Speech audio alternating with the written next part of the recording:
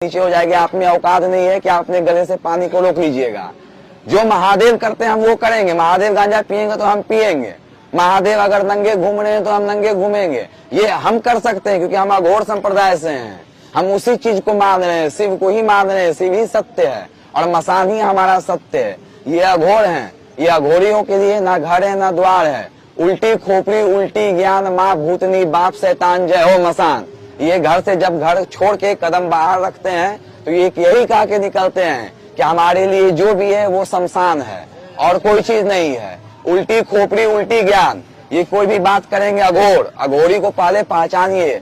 अघोरी अगर गलत बोल देता है तो उस चीज को गलत नहीं मानिए, अगर उस चीज को समझिए वो क्या करा, क्योंकि वो उल्टा ही बात कहेगा। कार और निराकार और साकार की जो लड़ाई होती है, जो कबीरवादी हैं, कबीर जी भी कहते हैं कबीर दास की उल्टी बानी बरसे कंबल भींगे पानी। तो हर लोग उल्टा बोलते हैं। जो सच्चे साधु संत होते हैं वो उल्टा ही बोलते हैं। तो अब अघोर है, ये अघोरी है, उल्टा ही बोलेंगे। कबीरा खड़ा बाजार में मांगे सबकी खैर, ना काहू से दोस्ती ना काहू से बैर।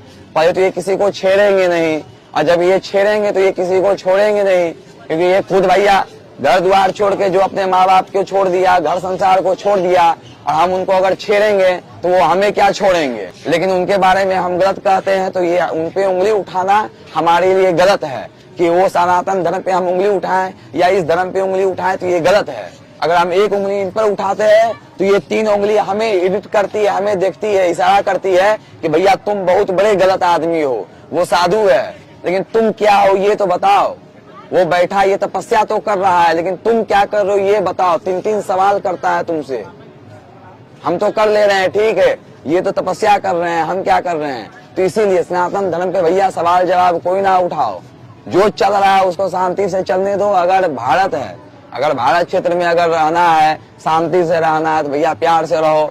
कोई तुम किसी को तंग नहीं करता है। यहाँ पे सबको आजादी है बोलने की, सबको आजादी है। एक बार इंग्लैंड का कुत्ता यहाँ पे आया भारत घूमने के लिए तो कहा कि भैया यहाँ ठीक है, बहुत अच्छा लगता है घूमने में। तो दूसरा कुत्ता बोला कि बता तुम तो टाई पहने हो, बड़ा अच्छा लगता होगा, फिट फाट रहते हो। बोला भैया खाना पीना सब मिल जाता है, सोना का सिकड़ी पहने हैं, सब चीज हो जाता है, लेकिन एक ही चीज का दिक्कत है। तो क्या? तो यही दिक्कत है कि जो विदेश है ना वहाँ पे भौंकने की आजादी नहीं है। ये आजादी भारत में ही मिलती है। बाहर अगर भौंकते हैं तो सीधे फांसी पे लटकाए जाते हैं। अभी भी ऐसे ऐसे देश हैं जो कि ताजिकिस्तान है, वो पाकिस्तान है, वो जहाँ पे फांसी पे लटका देता है मार करके, बलूचिस्तान है, सारे देश ऐसे पड़े हुए हैं जो कि गलत बोलने के बाद में अपना ये किंग जोंग का ही शासन का ले लीजिए। वहाँ पे अगर उनके शासन में अगर आप उल्टा बोलिएगा तो सीधे आप वहाँ पे तो इतना कड़ा रूल है कि जैसा बाल राजा कटवाएगा वैसा प्रजा कटवाएगा। आपको इतना आजादी मिला हुआ है महाराज कि आप कुत्ते जैसे भौंक लेते हैं, तो आराम से आप भौंकते रहिए, आपको यहाँ पे आजादी है। रही बात संविधान की, तो संविधान हम लोगों के लिए जिंदा है, हम संविधान की इज्जत करते हैं, लेकिन संविधान जय भीम चिल्लाने वालों की इज्जत नहीं करते हैं। तुम जो रावण अपना नाम रखे हो, चंद्रशेखर रावण, वो भी एक ब्राह्मण का ही नाम है और ब्राह्मण का विरोध करते हो।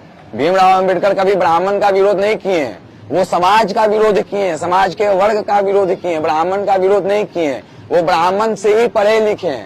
उस संविधान को लिखने में भी 5 ऐसे ब्राह्मण सम्मिलित थे जो संविधान को लिखे, और संविधान कोई फ्री में नहीं लिखा है। अरबों रुपए करोड़ रुपए खर्चा हुई है उस पे।